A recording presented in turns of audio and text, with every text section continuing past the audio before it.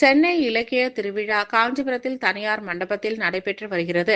இதனை பள்ளி கல்வித்துறை அமைச்சர் அன்பில் மகேஷ் மற்றும் கைத்தறித்துறை அமைச்சர் காந்தி அவர்கள் துவக்கி வைத்தனர். பின்னர் செய்தியாளர்களை சந்தித்த பள்ளி கல்வித்துறை அன்பில் மகேஷ் கூறும்பொழுது, ஒன்றியத்தில் திருக்குறள் பற்றி பேசுகிறார்கள். ஆனால் ஒதுக்குகிற நிதிகள் எல்லாம் திராவிட மொழிகளுக்கு அல்லாது சமஸ்கிருதத்துக்கு 148 கோடி ஒதுக்கியிருக்கிறார்கள். திராவிட மொழிகளை சார்ந்த நம்முடைய மொழிகளுக்கெல்லாம் குறைவாக ஒதுக்கியிருக்கிறார்கள். அதனால்தான் எங்கள் முதல்வர் இருமொழி கொள்கை போதும் என சொல்கிறார். மேலும் தமிழகம் சுகாதாரம், வறுமை ஒழிப்பு, கல்வித்துறை, பொருளாதார முன்னேற்றம் போன்ற பல துறைகளில் நம்பர் 1ஆக செயல்படுகிறது. இந்த நிகழ்ச்சியில் மாவட்ட ஆட்சியர் கலைச்செல்வி மோகன், காஞ்சிபுரம் பாராளுமன்ற உறுப்பினர் செல்வம், உத்திரமேரூர் சட்டமன்ற உறுப்பினர் சுந்தர், காஞ்சிபுரம் சட்டமன்ற உறுப்பினர் எழிலரசன் உள்ளிட்டோர் கலந்து கொண்டனர். இந்த சென்னை இலக்கிய திருவிழாவில் கல்வி அரங்கம், மாணவ மாணவிகள் பங்கேற்கும் விவாத அரங்கமாக இலக்கியத்தில் பெண்கள் மற்றும் விவாத மேடை ஆகியவை 2 நாட்களாக நடைபெற உள்ளது.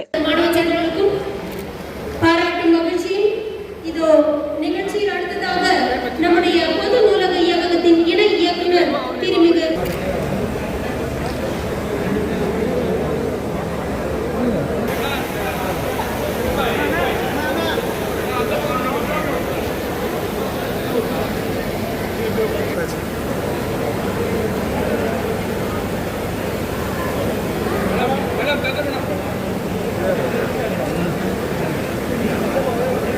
நீங்க சொல்ற மாதிரி போராட்டம் இல்லாம இது பத்தினாச்சும் ஒரு தமிழ்ல ஒரு திருக்குறளாச்சும் சொல்லிடுறாங்க, எல்லாம் பண்றாங்க.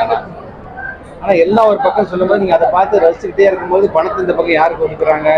ஒதுக்குறது முல்லா சமஸ்கிருதத்துக்கு 1488 கோடி ரூபாய் ஒதுக்குறார்கள். திராவிட மொழிகள் சார்ந்திருக்கின்ற நம்முடைய மொழிகள் எல்லாத்துக்கும் பாத்தீங்கன்னா ரொம்ப குறைவான நிதி அவங்க ஒதுக்குறாங்க அப்படிங்கிறத மாண்புமிகு தமிழ்நாட்டு முதலமைச்சரே சொல்லிக்கொண்டு தான் இருக்கிறார்கள். எங்களை பொறுத்தவரைக்கும் தமிழ்நாட்டு முதலமைச்சர் சொன்ன மாதிரி நாங்கள் பிடிவாதம் பிடிக்கல, ரொம்ப தெளிவாக நாங்கள் இருக்கிறோம். எங்களுக்கு இருமொழி மட்டுமே போதுமானதாக உள்ளது. அது சார்ந்து நீங்கள் பல்வேறு சாதனைகளை எங்களுடைய பிள்ளைகள் இன்னைக்கு செய்து கொண்டிருக்கிறார்கள். அதுவே எங்களுக்கு போதுமானதாக இருக்குது. முடிஞ்ச அளவுக்கு எங்களை பாராட்ட கற்றுக்கோங்க. எங்களை பார்த்து மற்ற மாநிலமும் இதே போன்று நீங்களும் அந்த துறையை செயல்படுத்த வேண்டும் என்று ஆசைப்படுங்கள்.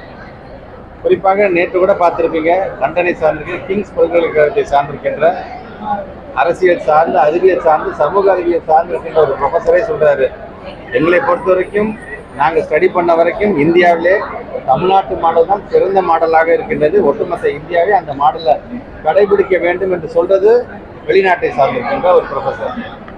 ஒன்றிய அரசை சார்ந்திருக்கின்றவர்களே நம்ம எப்படி பாராட்டுறாங்க? ஆமாங்க, எல்லா விதத்திலையும் பார்த்தீங்கன்னா நீங்கள் தான் நம்பர் 1ஆ இருக்கிறீங்க.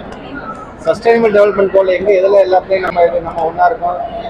தரமான கல்வி கொடுக்கறதுலேருந்து, சுகாதாரத்திலிருந்து, வறுமையை ஒழிப்பதிலிருந்து, மால் நியூட்ரிஷன் அப்படின்னு வரும்போது அது சார்ந்து பல திட்டங்களை சொல்றது. இப்படி பொருளாதார ரீதியாக எல்லாத்தையும் நம்ம நம்பர் 1. இப்படி எல்லா விதத்திலையும் ஒன்றிய அரசு உலக நாடுகள் பாராட்டும் பொழுது இந்த மொழியை திணிச்சு எப்படியாச்சும் இவங்களை நம்ம அடுத்த லெவலில் இவங்க ப்ராக்ரஸ் பண்ணாத அளவுக்கு என்னென்ன பண்ணணுமோ அதை செய்ய வேண்டும். சரி, இவங்களுக்கு உணர்வுபூர்வமாக உயிராக கருதுவது எதுன்னு பார்த்தா அந்த மொழி தான்ப்பா, அந்த மொழியில நம்ம கையை வைக்கணும்பா அப்படிங்கிற ஒரு வேலையை தான் அவர்கள் மறைமுகமாக இன்றைக்கு அதை செய்து கொண்டிருக்கின்றார்கள். மறைமுகமாக இந்தியையும் சமஸ்கிருதத்தையும் கொண்டு வரதுக்கு என்னென்னலாம் செய்யணுமோ அதற்கான பணியை தான் அவங்க செஞ்சுட்டு இருக்கிறாங்க. அதற்கு என்றைக்குமே நம்முடைய தமிழக அரசு, நம்முடைய தமிழ்நாட்டு முதலமைச்சர் அதுக்கு அனுமதி அளிக்க மாட்டார்.